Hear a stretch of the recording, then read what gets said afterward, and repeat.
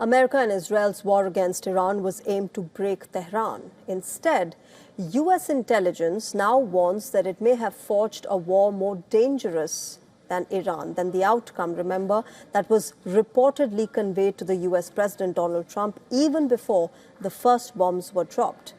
Latest assessments by the U.S. intelligence reportedly claim that Iran's regime is tightening its grip on power, hardening its stance, and it is becoming even more ruthless now.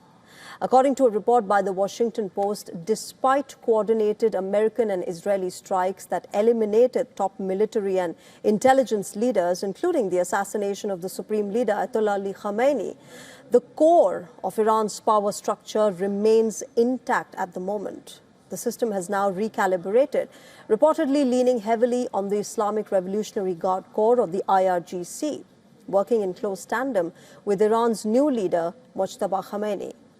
In fact, even before this war began, classified U.S. assessments reportedly warned Trump that military force alone will not bring down Iran's deeply rooted clerical and military establishment.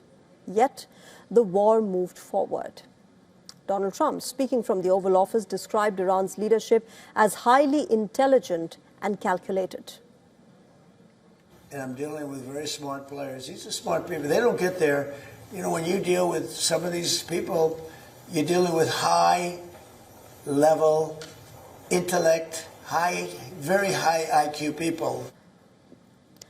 Behind closed doors, however, intelligence briefings reportedly warned Donald Trump in advance that any attack could strengthen hardliners and not weaken them. In fact, the rise of a more entrenched IRGC was not just a possibility, it was a prediction. And now that prediction appears to be playing out. Inside Iran, the early fear triggered by airstrikes is giving way to defiance.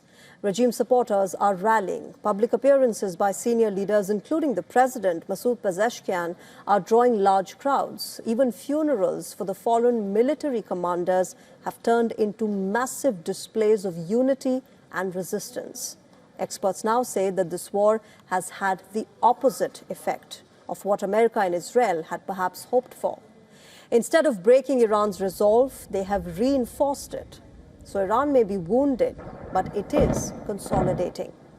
And according to U.S. intelligence, it is preparing to come back stronger, more disciplined, and far more dangerous than before.